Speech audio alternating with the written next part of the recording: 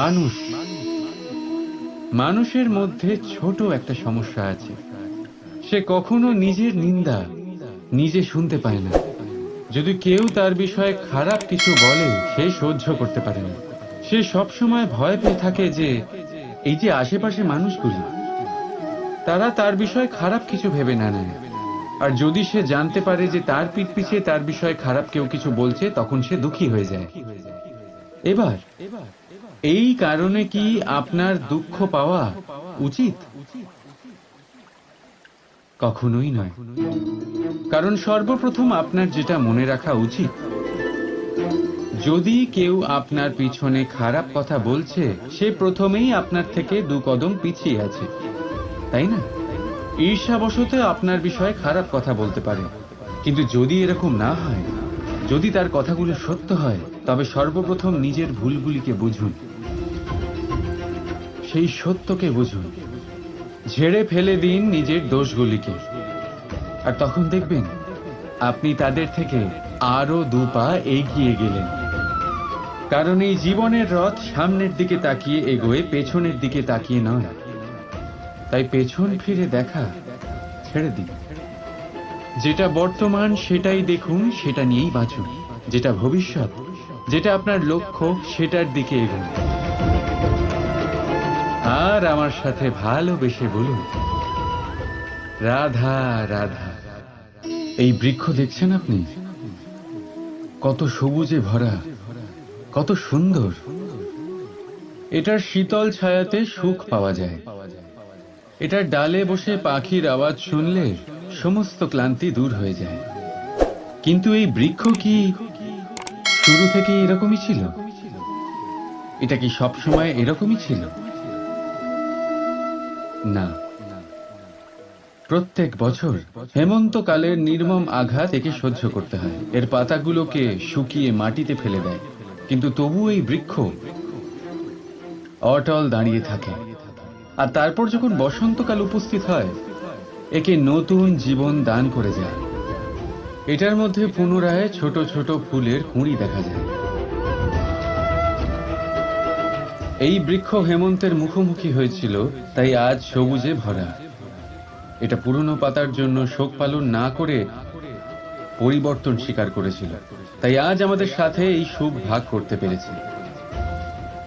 তাই মনে রাখবেন একটা অত্যন্ত জরুরি কথা, পরিবর্তন আর কষ্ট, এটাই সংসারের সব থেকে মহান সত্য।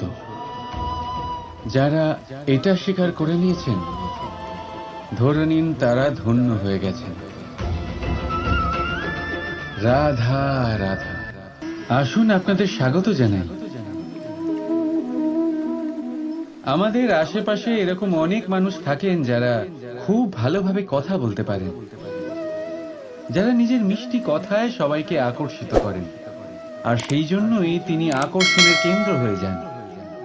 আর আমাদের আশেপাশে এমনও কিছু মানুষ থাকেন যাদের কথা আমাদের আঘাত করে, যাদের নজর আমরা চিরকাল এড়িয়ে চলতে পছন্দ করি, তাই না? শব্দ, এই শব্দ অত্যন্ত শক্তিশালী হয়। যদি এই শব্দ নবজীবন দান করতে পারে, তবে এই শব্দ প্রাণও হরণ করে নিতে পারে। যেমন একটা শব্দ মন্ত্র হয়ে জীবনে আশা আনে, তেমনি অন্য কোনো কুশব্দ আমাদের দুঃখ দেয়, আমাদের মনে ক্রোধ জাগ্রত করে। কেন? কারণ আমাদের কথা অমূল্য, আমাদের শব্দ ব্রহ্মা। তাই অত্যন্ত ভেবেচিন্তে মনের দাড়িপাল্লায় মেপে নিজের শব্দ প্রয়োগ করবেন, কারণ এই শব্দ দিয়েই শুরু আর এই শব্দ দিয়েই শেষ। রাধা রাধা। মানুষের মধ্যে একটা বিশেষত্ব আছে, আর তা হলো সে সর্বদাই ভাবে যে সে সবার মধ্যে শ্রেষ্ঠ। সর্বদা সর্বশ্রেষ্ঠ কাজ করতে চায় সে, সর্বশ্রেষ্ঠ পরিণাম পেতে চায় সে সর্বদাই চায় যে সব জায়গায় সে যশ পাক। কিন্তু যখন প্রশ্ন ওঠে প্রেমে, তখন প্রেম মানুষের থেকে অনেক উচ্চ স্থানে বিরাজ করে। প্রেমে যে মানুষকে আপনি ভালোবাসেন, সেই মানুষের প্রসন্নতা আপনি সর্বশ্রেষ্ঠর থেকেও শ্রেষ্ঠ মনে করেন।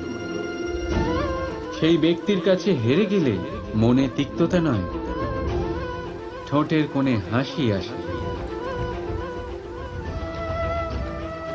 যাকে আপনি ভালোবাসেন তাকে হারিয়ে যদি আপনি জেতেন, তবে সেটা জিত নয়, এটা সবচেয়ে বড় হার।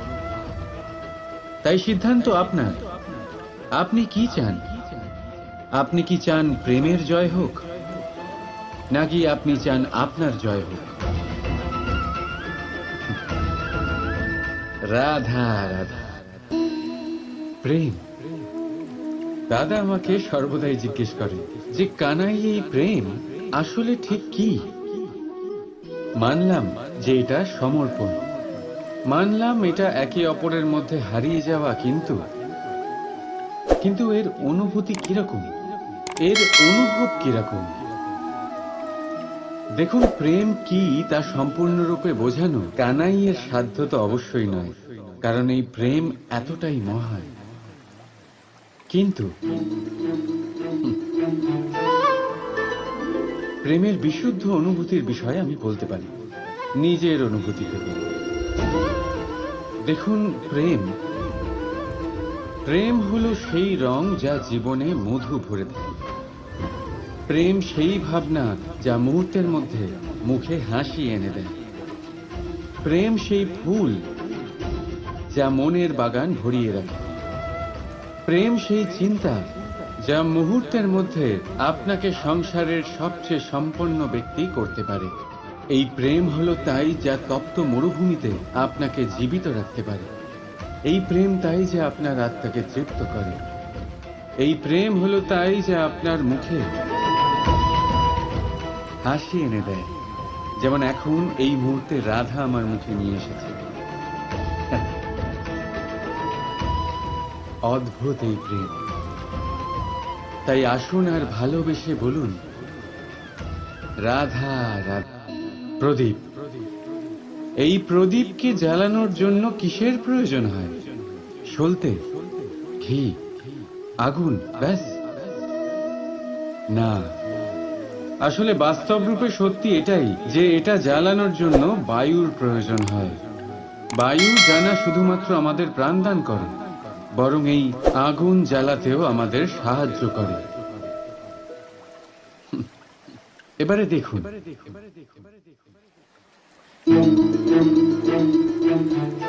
দেখলেন যে বায়ু এই আগুন জ্বালাতে সাহায্য করলো, সেই বায়ুই এটা নিভিয়ে দিল। শুধু সেই বায়ুর গতি একটু বেশি ছিল, তাই না? তার মানে প্রতিটা ভাবের, প্রতিটা বেগের একটা সীমা থাকে, যা উল্লঙ্ঘন করা উচিত নয়। সেই সীমা সর্বদা মনে রাখা উচিত। এবারে কখনো কখনো যাদের আমরা ভালোবাসি, তাদের সাহায্য করতে করতে করতে করতে আমরা তাদের দুর্বল করে দিই। এটা কখনোই হওয়া উচিত নয়। যাদের আপনি ভালোবাসেন তাদের ততটাই সাহায্য করুন যাতে আপনি তাদের প্রেরিত করতে পারেন, নয়তো তা তাদের সাহায্য করা হবে না। এটাই তাদের জন্য অস্ত্র হয়ে যাবে। রাধা রাধা। প্রেম, এই প্রেম মানুষকে দিয়ে কি না করাতে পারে। বড় বড় কাজ করাতে পারে, বড় বড় বাধা পার করাতে পারে। চাইলে মরুভূমিতে কুয়ো খোঁড়াতে পারে, পর্বত পার করাতে পারে, প্রতিটা অসম্ভব কার্য সম্ভব করাতে পারে। কিন্তু যদি আমি এটা বলি যে প্রেম আপনাকে দিয়ে ছলনাও করাতে পারে, তাহলে কি আপনি তা ঠিক মনে করবেন? আপনার কি মনে হবে যে এরকম হতে পারে? অবশ্যই হতে পারে। যেমন আমি ছল করছি এই মুহূর্তে আমার রাধার জন্য, আমার প্রেমের জন্য। আমি রাধার সাথে অনন্ত প্রেম করি, নিঃস্বার্থভাবে প্রেম করি, কিন্তু তাও আমাকে একটা ঠকবাজ, স্বার্থপর লোভী ব্যক্তি হতে হচ্ছে, এই ছলনা আমাকে করতে হচ্ছে আমার প্রেমের জন্য। এবারে আপনারা আমাকে বলবেন যে কেন কৃষ্ণ এসব করার কি দরকার? রাধার সাথে তুমি বিবাহ করে তুমি কি শান্তির নিঃশ্বাস নিতে পারো না? নিশ্চয়ই নিতে পারি। রাধার সাথে বিবাহ করে আমি ভীষণ সুখী হব, কিন্তু আমি এই কথাও জানি যে আমার রাধা সুখী হতে পারবে না। কারণ যদি এই বিবাহ হয়, তার মাতা পিতা তার পরিবারকে বর্ষণা ত্যাগ করতে হবে। রাধার মনের মধ্যে একটা গভীর ক্ষতের সৃষ্টি হবে, দুঃখ তাকে কুড়ে কুড়ে খাবে। ও এটা মনে করবে, এটা জানবে যে ওর জন্য ওর মাতা পিতাকে এত কষ্ট ভোগ করতে হচ্ছে। এবার রাধার কষ্টকে ভিত বানিয়ে কৃষ্ণ নিজের সুখের মহল কি করে তৈরি করতে পারে? কারণ যাদের আপনি ভালোবাসেন শুধু তাদের ভাবনা নয়, আপনার প্রেমিক যাদের ভালোবাসে তাদের ভাবনার খেয়াল রাখাটাও আপনারই কর্তব্য। আর কখনো কখনো নিজের প্রেমকে উঁচুতে উঠতে দেখতে গেলে আপনাকে নিজেকে নিচে নামতে হবে। এমন কোনো কাজও আছে যা আপনাকে আপনার প্রেমের জন্য করতেই হবে। রাধা রাধা। লোকে বলে সংগঠনের মধ্যে অনেক শক্তি থাকে, আর এটা সত্যি কথা। এবারে দেখুন না, একটা আঙুল আর একটা মুঠোর মধ্যে কতটা তফাৎ সেটা আমরা সবাই জানি, কিন্তু একটা আঙুল আপনাকে উচিত পথ দেখাতে পারবে, কিন্তু মুঠো পথ অবরোধ করতে পারে। তাই এইটা জানা অত্যন্ত প্রয়োজনীয় যে সংগঠন আর ভিড়ের মধ্যে অন্তর কি, এটা আগে চিনতে হবে। সংগঠন সেটাই যেখানে আপনার ব্যক্তিত্ব আছে, নিজের পরিচয় আছে। শুধু শক্তি অর্জন করার জন্য ভিড়ের সঙ্গ দেওয়া একেবারেই ঠিক নয়। কারণ এই ভিড় যদিও বা আপনাকে শক্তি প্রদান করবে, কিন্তু আপনার থেকে আপনার নিজস্বতা ছিনিয়ে নেবে। সেই জন্য সংগঠনে অবশ্যই থাকুন, কিন্তু আপনার ব্যক্তিত্ব আর আপনার পরিচয় এদের কোনোদিনও হারাবেন না। রাধা রাধা। চলুন আপনাকে একটা প্রশ্ন করি, সব থেকে সুস্বাদু ফল কোনটা? এবার কেউ বলবে আম, তো কেউ বলবে সীতাফল, কেউ বলবে আঙুর। আর তা কেন বলবে না? প্রত্যেক ব্যক্তির নিজের নিজের রুচি আছে, নিজের নিজের স্বাদ আছে। কেউ এটাও বলতে পারে যে ভাগ্যের জোরে যে ফল পাওয়া যায় সেটাই সব থেকে ভালো। এবার রুচি যাই হোক না কেন, যেমন খুশি হোক না কেন, সব থেকে মিষ্টি ফল হলো সেটাই যা পরিশ্রম করে অর্জন করা হয়। এবারে দেখুন না, তিল তিল যোগ করে অল্প অল্প জমিয়ে আপনি আপনার কুটির বানালেন, সেখানে থাকলেন, অসাধারণ। সেটার আনন্দটাই আলাদা, আর সেটার সামনে বড় বড় প্রাসাদের সুখ মিলিয়ে যায়। এটা কেন হয়? এটার উত্তর অত্যন্ত সহজ সরল। যখন আপনি পরিশ্রম করেন, মানসিক পরিশ্রম করেন, শারীরিক পরিশ্রম করেন, নিজের সমস্ত সময় সেটাতে নিয়োগ করেন, অবিরাম চেষ্টা করতে থাকেন, আর তারপর আপনি সেই ফল লাভ করেন। আর সেই ফলের মূল্য তো আপনারা জানেন। তাই মনে রাখবেন, পরিশ্রম অমূল্য, তাই তার থেকে পাওয়া ফলও তুলনাহীন। তাই পরিশ্রম করতে থাকুন, অবিরাম চেষ্টা করতে থাকুন, এই ফল অর্জন করতে থাকুন, আর জীবনে এই সফলতাকে প্রাপ্ত করতে থাকুন। আর আমার সাথে ভালোবেসে বলুন, রাধা রাধা। আমাদের মধ্যে এমন কজন আছে যারা ভয়তে ভীত হয়ে পড়ে, কোন বৃহৎ কার্য করার আগে মনের সামঞ্জস্য হারিয়ে ফেলে? মোটামুটি সবাই, তাই না? প্রত্যেক ব্যক্তির মনেই এই ভয় জাগ্রত হয়। তবে এর অর্থ আমার দৃষ্টিভঙ্গি দিয়ে মনে হয় এই ভয়ের অনুভূতি খারাপ নয়। কারণ যদি এই অনুভূতি খারাপ হতো, তাহলে কি ঈশ্বর এই অনুভূতি প্রত্যেক প্রাণীকে দিতেন? ভয়, ভয়ের এই অনুভূতি আমাদের জন্য ভালো, অত্যন্ত আবশ্যক।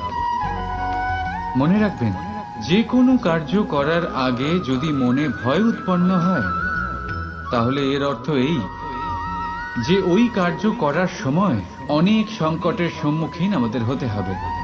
আর সেই সংকটের সম্মুখীন হওয়ার জন্য আমাদের অত্যন্ত সাহসী হতে হবে। শুধুমাত্র এই কথা মনে রাখবেন, মনে সাহস জুগিয়ে এগিয়ে চলুন এই ভয়ের যাত্রাতে, কারণ এই ভয় আপনাকে আপনার লক্ষ্যে পৌঁছতে প্রেরণা যোগাবে, আপনাকে শক্তি প্রদান করবে। তাই এই ভয়ের দ্বারা ভয়ভীত হবেন না, এই ভয়কে জয় করুন। আর আমার সাথে ভালোবেসে বলুন, রাধা রাধা। প্রজাপতি আকাশে উড়ে বেড়ায়, সে সুন্দর ফুলের রস আস্বাদন করে, উন্মুক্ত উড়ে বেড়ায়, কিন্তু তারও বিপদ কম কিছু নেই। যেমন হলো পতঙ্গ, জন্তু এই প্রজাপতিকে নিজের আহার করে নেয়, তাকে এদের থেকে সাবধানে থাকতে হয়। সত্য হলো এটাই যে এই প্রজাপতি ততদিনই সুরক্ষিত থাকে যতদিন এদের পাখনা বৃদ্ধি পায় না। যখন এরা এদের খোলসের মধ্যে থাকে, যখন না কারো দৃষ্টি এদের উপর পড়ে আর না কোনো শত্রু এদের আঘাত করতে পারে, কিন্তু তখন তারা বন্ধ থাকে, অবিচল নিশ্চল থাকে। এই সুন্দর সংসার দেখার জন্য, এই সুন্দর আকাশ পাওয়ার জন্য তাকে তার সুরক্ষা ক্ষেত্র থেকে বাইরে বেরিয়ে আসতেই হয়। আর এটাই জীবনের নিয়ম। মানুষের সাথেও ঠিক এরকমই হয়। যদি মানুষ বিশ্রাম আর সুরক্ষা এদের বন্ধন থেকে না বেরোয়, তাহলে সে জীবিত অবশ্যই থাকবে, কিন্তু জীবন ধারণ করতে পারবে না। কারণ যদি জীবনে বড় কিছু করতে হয়, বড় কোনো কিছু পেতে হয়, সাফল্যের শিখর অবধি পৌঁছতে হয়, তাহলে সর্বপ্রথম আপনাকে নিজের সুরক্ষা ক্ষেত্র থেকে বেরিয়ে আসতেই হবে। এই আরামকে ত্যাগ করতেই হবে। তবেই আপনি সফল হতে পারবেন, তবেই আপনি এই প্রজাপতির মতো আকাশে উড়ে বেড়াতে পারবেন। রাধা রাধা। জীবনে যখনই আমরা কোনো সমস্যার সমাধান খুঁজে পাই না, তখন আমরা কি করি? আমরা ঈশ্বরের কাছে শরণাপন্ন হই, সাহায্যের জন্য প্রার্থনা করি, পথ জানতে চাই, তাই না? কিন্তু আপনি কি কখনো ভেবে দেখেছেন একটা পাথরকেও ঈশ্বরের মূর্তি হওয়ার জন্য কতটা পরিশ্রম করতে হয়েছে? কতবার হাতুড়ির ঘা সহ্য করতে হয়েছে, ছেনির ঘা সহ্য করতে হয়েছে, তারপর আমাদের সামনে সে ভগবান রূপে আবির্ভূত হয়েছে। তাই জীবনে এত ছোট ছোট কথা ঈশ্বরের কাছে চেয়ে নিজের সময় নষ্ট করবেন না, বরং অন্তর থেকে প্রচেষ্টা করুন, সংঘর্ষ করুন, সব পাবেন। শুধুমাত্র একটা জরুরি কথা মনে রাখবেন, পরিশ্রম না করে কেউ কখনো মহান হতে পারেন না, ভগবানের মূর্তিও না। রাধা রাধা। মৎস্য, জলের রানী বলা হয় তাকে, জলের ধারায় জীবিত থাকে। সহস্র প্রকার মৎস্য হয়, কিন্তু সব মৎস্যের মধ্যেই একটা মিল অবশ্যই থাকে। জানেন সেটা কি? সেটা হলো যে মৃত মৎস্য স্রোতের সাথে বয়ে যায়, আর জীবিত মৎস্য ওই স্রোতের বিরুদ্ধে সাঁতার কাটতে সক্ষম হয়। তাহলে প্রেরণা নিন ওই মৎস্যের থেকে, যে নানান প্রতিকূলতার বিরুদ্ধে যাবার সাহস রাখে, যে স্রোতের বিরুদ্ধে যাবার অনর্গল চেষ্টা করতে থাকে। আপনিও শুনুন আপনার হৃদয়ের ধ্বনি, শুনুন আপনার মনের কথা, আর আপনার জীবনরূপী স্রোতকে বাধা নয়, লক্ষ্য বানিয়ে সামনে এগিয়ে চলুন। রাধা রাধা। পরিকল্পনা অত্যন্ত গুরুত্বপূর্ণ, এটা আমাদের জীবনে অত্যন্ত আবশ্যক, এটা আমাদের জীবনে। কিন্তু এই পরিকল্পনা ঠিক কতটা হওয়া উচিত, অর্থাৎ এই পরিকল্পনার সম্পর্কে কতটা চিন্তা করা উচিত, কতটা ভবিষ্যতের বিষয়ে চিন্তা করা উচিত। এবার দূরদর্শিতা অত্যন্ত বিশিষ্ট গুণ মানব জীবনে, কিন্তু দূরদর্শিতায় এতটাও মগ্ন হওয়া উচিত নয় যে কাছের জিনিসগুলোই নজরে না পড়ে। আজকের কথা বাদ দিয়ে শুধুই ভবিষ্যৎ নিয়ে চিন্তা করা অনুচিত। এবার দেখুন, পরিকল্পনা করুন, কিন্তু তার থেকে বেশি উপভোগ করুন। এই মুহূর্ত সম্পর্কে অবগত নয়, কিন্তু ভবিষ্যতের কথা আমরা চিন্তা করতে থাকি। আমি এটা অনুভব করতে চাই, ওইটা অনুভব করতে চাই, ওই আনন্দ প্রাপ্ত করতে চাই। এটা অনুচিত। পরিকল্পনা করুন, সংযত করুন, কিন্তু আজকে, বর্তমানকে, এই মুহূর্তকে, জীবনের বাস্তবিক আনন্দ এটা, আর জীবন যাপনের সব থেকে শ্রেষ্ঠ পথও এটা। আসুন আমার সাথে ভালোবেসে বলুন, রাধা রাধা। কখনো কখনো মনে এই ভাবনা আসতেই পারে যে ঈশ্বর আজ পর্যন্ত এত রূপে অবতীর্ণ হয়েছেন, এতবার এই পৃথিবীতে এসেছেন, তারপরেও এই সংসারে কোথাও না কোথাও এই পাপ বসবাস করে। এটার কারণ কি? এটার কারণ আমরা স্বয়ংই। যখন কোনো ব্যক্তি এই পৃথিবীর পথপ্রদর্শন করে, এই সংসারকে উচিত দিশা দেখায়, এই সংসারের মঙ্গল করে, আমরা সেই ব্যক্তিকে মানুষ থেকে ঈশ্বর বানিয়ে ফেলি। সেই ব্যক্তির পতন স্বয়ং আমাদের হাতেই হয়ে যায়, কারণ সেই ব্যক্তি তার শ্বাস প্রশ্বাসের জন্য হয় না। সেই ব্যক্তি হলো সেই ভাবনা যা সে এই সংসারকে প্রদান করেছে। আমরা সেই ব্যক্তির ভাবনাটারই অন্ত করে দিই। এটা উচিত নয়। আমরা ওনাকে প্রভু মেনে নিই।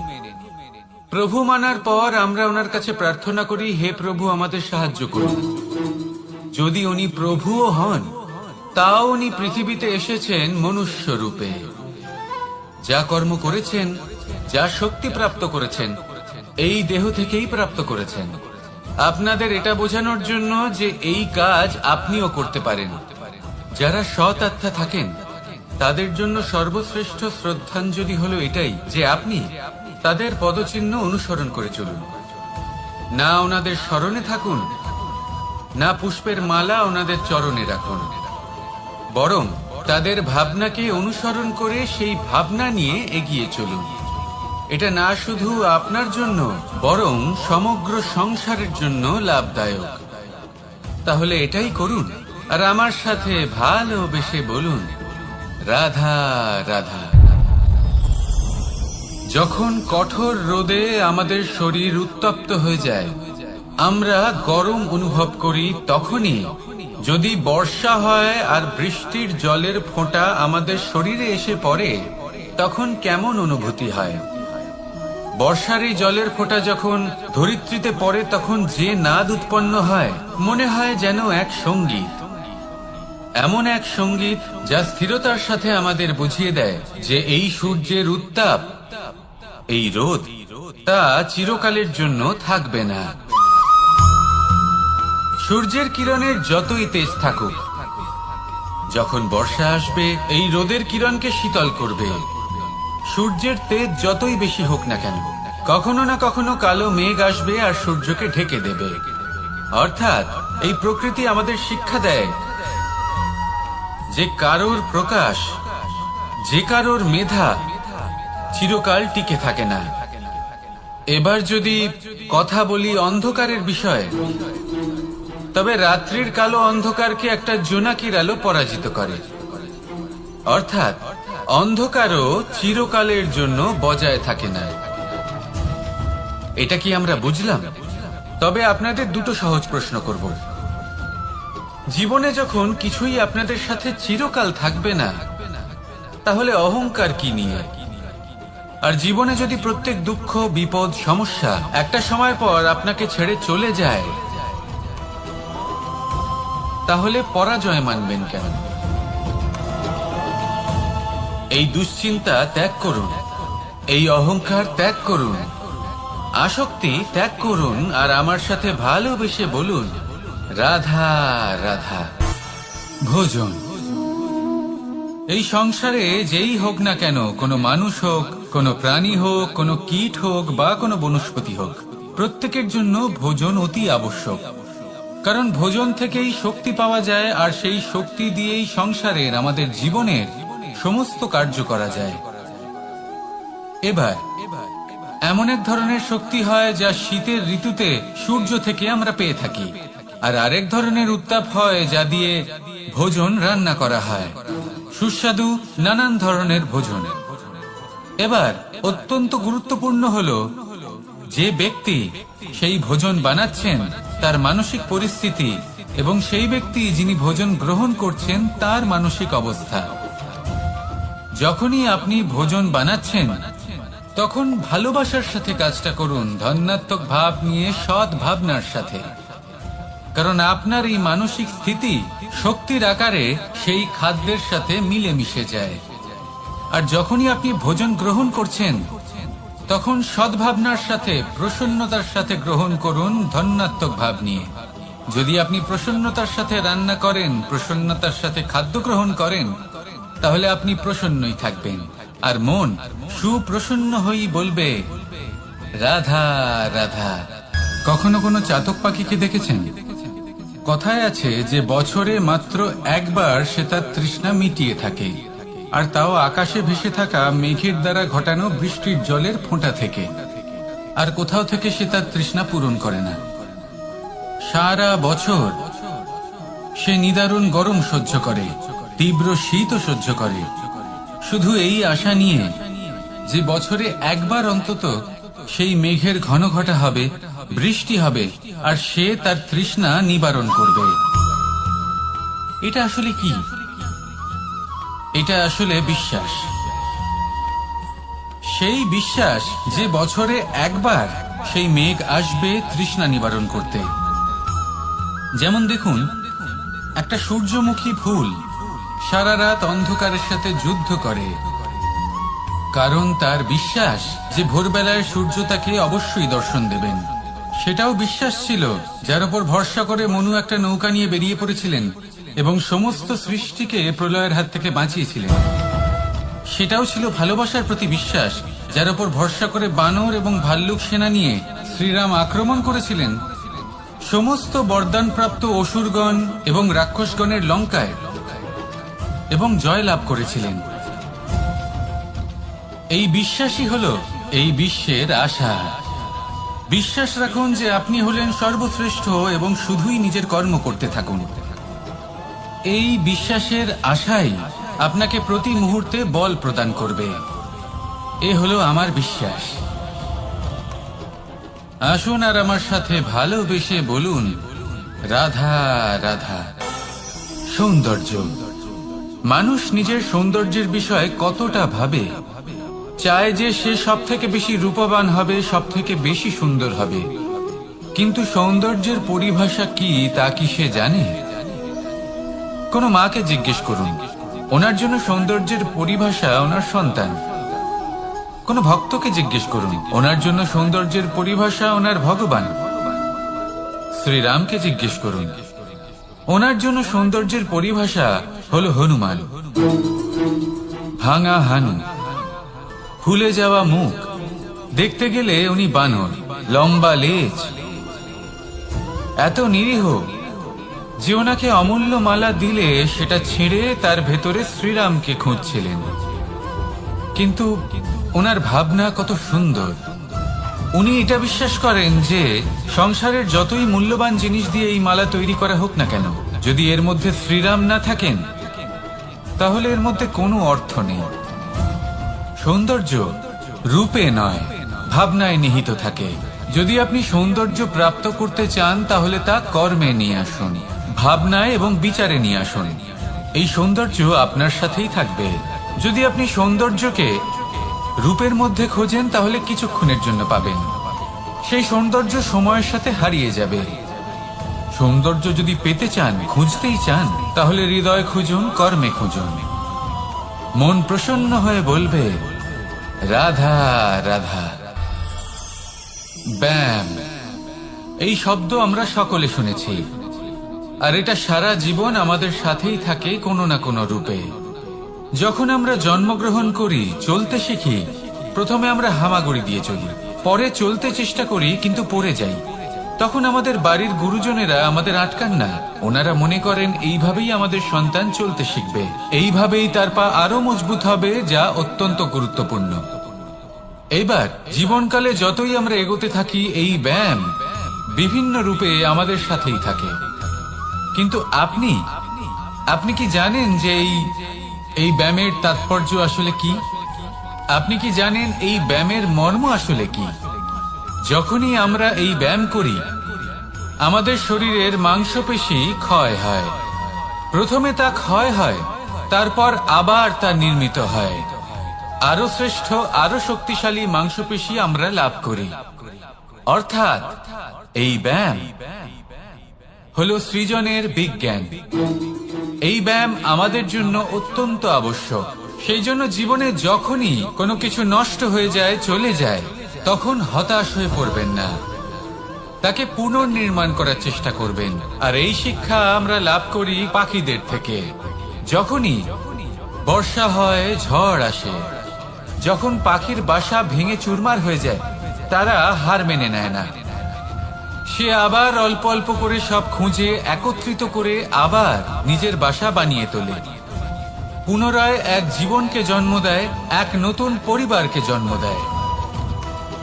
তাই মনে রাখবেন, জীবনে এইভাবেই যদি আপনি নির্মাণ করতে চান, সৃজন করতে চান, তাহলে সেই নির্মাণের জন্য ভাঙনের অভিজ্ঞতা থাকা অত্যন্ত আবশ্যক। ভগ্ন বস্তুকেও সম্মান করা অত্যন্ত আবশ্যক। এই আচরণ মনে নিয়ে আসুন, মন প্রসন্ন হয়ে বলবে রাধা রাধা। আমাদের এই জীবন, তাতে এই যে সময় চক্র, তা তিনটি ভাগে বিভক্ত। এক হলো অতীতকাল, ফেলে আসা অতীত, তারপরে আসে বর্তমান, এখনকার এই মুহূর্ত, আর তারপর আসে আগামীকাল অর্থাৎ ভবিষ্যৎ। এবার এখানে সব থেকে গুরুত্বপূর্ণ হলো অতীতকাল, ভবিষ্যৎকাল, ফেলে আসা অতীত এবং আগামী সময়। কেন? কারণ এই দুইয়ের উপর নির্ভর করছে যে আপনি বর্তমানে কি করতে চলেছেন। শুধু প্রয়োজন হলো সঠিক দৃষ্টিভঙ্গি।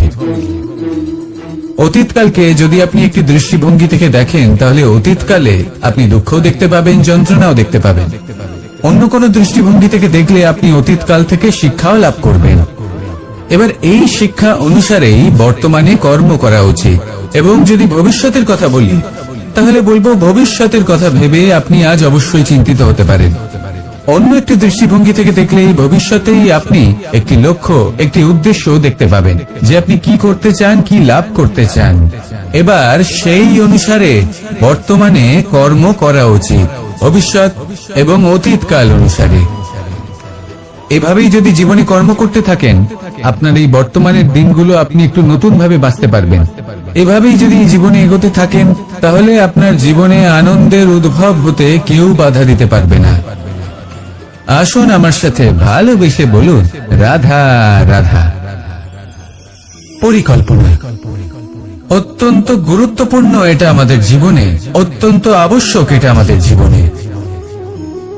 কিন্তু এই পরিকল্পনা ঠিক কতটা হওয়া উচিত, অর্থাৎ এই পরিকল্পনার সম্পর্কে কতটা চিন্তা করা উচিত, কতটা ভবিষ্যতের বিষয়ে চিন্তা করা উচিত।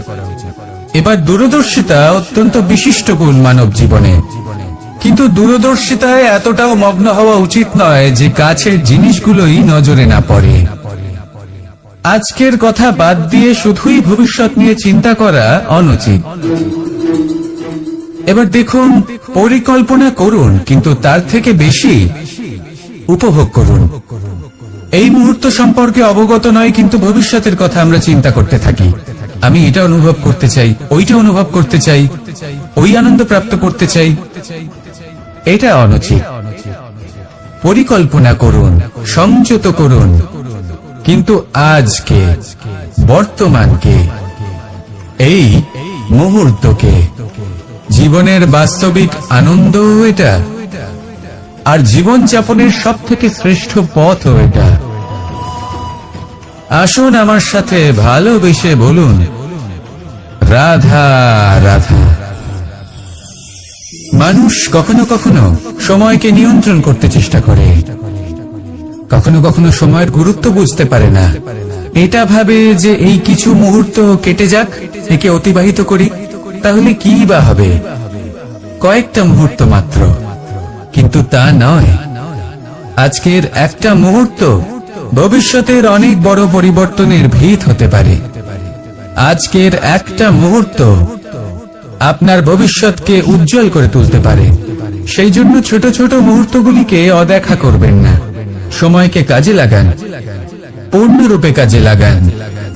এবার যদি আপনি কাউকে সাহায্য করতে চান আর সেই কারণেই যদি থেমে থাকেন, তাহলে ঠিক আছে, কারণ আপনি কাউকে সাহায্য করে তার জীবনকে আরো ভালো করে তুলতে চাইছেন, আরো শ্রেষ্ঠ করতে চাইছেন। এই পুণ্য, এই কর্ম ফিরে আপনার কাছেই আসবে আর আপনার জীবনকে শুভ করে তুলবে। কিন্তু যদি আপনি আলস্যের কারণে থেমে থাকেন এবং কিছুই না করেন, সময় নষ্ট করেন, তাহলে কিন্তু একটাই ঘটনা ঘটবে, আপনার ভবিষ্যৎ বিপদগ্রস্ত হয়ে পড়বে, আর কিছুই নয়। সেই জন্য এটা বোঝা প্রয়োজন যে কখন থামতে হবে এবং কেন থামতে হবে। যদি আপনার থামার কারণ এবং সময় অনুচিত হয়ে থাকে, তাহলে আপনার ভবিষ্যৎ কখনোই উচিত হতে পারে না। সেই জন্য সময়কে সম্মান করুন আর পূর্ণ ব্যবহার করতে শিখুন। আর আমার সাথে ভালোবেসে বলুন, রাধা রাধা। বিপদ আপদ আপনাকে সন্ত্রস্ত করে রাখতে পারে, কিন্তু এই বিপদ প্রত্যেকের জীবনে কোনো না কোনো কারণে থাকে। এটা আপনাকে দেখায় যে আপনার মধ্যে কি খামতি রয়েছে, কেন রয়েছে। এই বিপদ হলো সেই মাধ্যম যার দ্বারা আপনি নিজের দুর্বলতাকে নিজের শক্তিতে পরিবর্তন করতে পারেন। একটা ফুলের দিকে তাকান। একটা ফুল, তার বুকে যখন একটা সূচ বিঁধে এপার ওপার হয়ে যায়, শুধু তখনই আমাদের প্রভুর জন্য ফুলের মালা তৈরি করা যায়। সেই জন্য কখনোই বিপদকে ভয় পাবেন না, তার থেকে দূরে পালাবেন না, একে স্বাগত জানান। বোঝার চেষ্টা করুন এই বিপদ কেন আছে। যদি বিপদকে বুঝতে পারেন তবেই জীবনকে বুঝতে পারবেন। যদি জীবনকে বুঝতে পারেন তবেই এই বিপদকে সম্পদে পরিণত করতে পারবেন। আসুন আর আমার সাথে ভালোবেসে বলুন, রাধা রাধা। জীবনে সব থেকে বেশি গুরুত্বপূর্ণ বস্তু কি? বাড়ি, বাহন, সোনা, ধন। যদি আমি সত্যি বলি, তাহলে জীবনের সব থেকে বেশি গুরুত্বপূর্ণ বস্তু কোনো বস্তুই নয়। যদি কিছু গুরুত্বপূর্ণ থাকে, তাহলে তা হলো অনুভূতি, করুণা, মিত্রতা, মাতৃত্ব, বাৎসল্য, আর সব থেকে বেশি গুরুত্বপূর্ণ ভালোবাসা। নিজেদের এই জীবনে যদি আপনি শুধুমাত্র বস্তুর খেলাতে মেতে থাকেন, তাহলে জীবনে আনন্দ কখনোই থাকবে না। নিজের এই জীবনকে অনুভূতির পীঠস্থান বানিয়ে তুলুন। এই মন প্রসন্ন হয়ে বলবে, রাধা রাধা।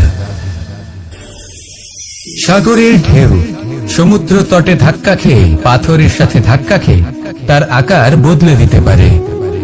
বিভিন্ন আকারের পাথরে এদের ঘষে ঘষে গোলাকার বানিয়ে দিতে পারে, কিন্তু এই সাগরের ঢেউ এদের নিজেদের আকার কখনো বদলায় না। কিন্তু এমন কেন? কারণ এরা বিচ্ছিন্ন হয়েও আবার একত্রিত হতে জানে। অর্থাৎ যখন এরা বিচ্ছিন্ন হয় তখন মতভেদ অবশ্যই, কিন্তু আবার একত্রিত হওয়া হলো এদের একতার প্রতীক। দেখুন, ঝগড়াঝাটি, তর্ক বিতর্ক, মতভেদ এগুলো জীবনের অভিন্ন অঙ্গ, কিন্তু এদের কখনো মনে প্রবেশ করতে দেবেন না। যদি মনে প্রবেশ করেও ফেলে, তাদের মনে ঘর করতে দেবেন না, এদের বের করে ফেলুন। এই ঝগড়াঝাটি, তর্ক বিতর্ক, মতভেদ এদের সারা জীবন সাথে নিয়ে চলবেন না। যদি একসাথে নিয়ে চলতে চান, তাহলে সকলকে একসাথে নিয়ে চলুন, ঢেউয়ের মতো। একতায় বিশ্বাস রাখুন, একসাথে মিলে যদি এগোতে থাকেন তাহলে অনেক দূর পৌঁছবেন, নয়তো শুধু দূরের কথা ভেবেই যাবেন। কি চান